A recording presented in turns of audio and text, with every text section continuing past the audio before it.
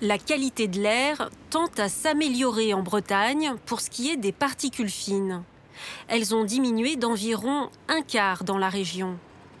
Mais certains territoires continuent de subir cette pollution, l'Ille-et-Vilaine particulièrement, avec 17 jours où l'air a été classé mauvais ou très mauvais à cause des particules fines entre janvier et juin cette année. Alors, d'où vient cette pollution? C'est notre question du jour. À Rennes et dans ses environs, les particules fines viennent du transport routier pour plus d'un tiers. Ici, l'organisme public Airbraze les mesure heure par heure. Les véhicules produisent des particules de multiples façons. Par la combustion du carburant, bien sûr, mais pas seulement.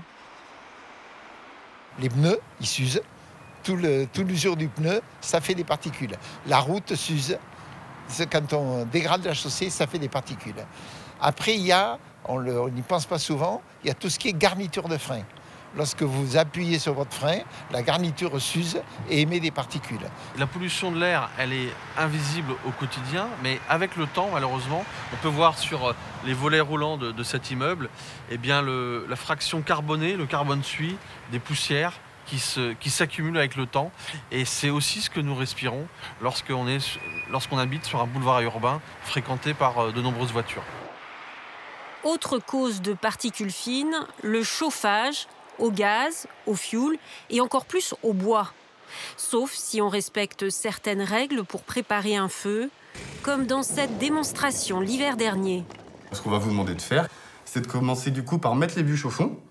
Ensuite, du petit bois d'allumage. On n'hésite pas à bien charger son allumage. L'important, c'est vraiment d'avoir une montée en température très vive et très intense.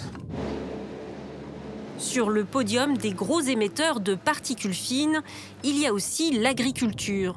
Les déjections animales et les engrais de synthèse en produisent lorsqu'ils dégagent de l'ammoniac. L'ENA mène un programme dans toute la Bretagne pour limiter ce phénomène au maximum. Alors l'ammoniac, il va être donc émis dans l'air extérieur, il va se disperser suivant les conditions météo, la topographie, etc. Et il va rencontrer d'autres molécules, et notamment d'autres polluants qui peuvent être émis par le transport ou par l'industrie, par exemple. Et quand elles se rencontrent, ces molécules vont interagir entre elles et former des particules fines.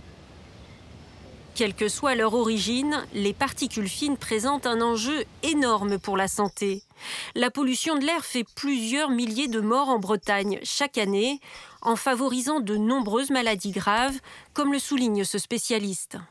On a de plus en plus de preuves pour dire que la pollution peut participer à la genèse de cancers bronchiques ou d'autres types de cancers, mais notamment bronchiques, peut participer à la BPCO, la bronchopneumopathie chronique obstructive.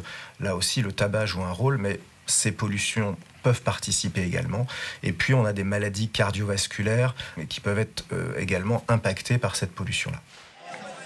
Le problème est-il suffisamment pris au sérieux ?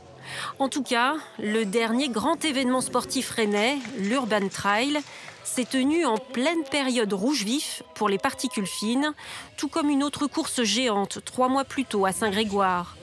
À l'avenir, en pareilles conditions, les préfectures pourraient être amenées à annuler ces rencontres sportives.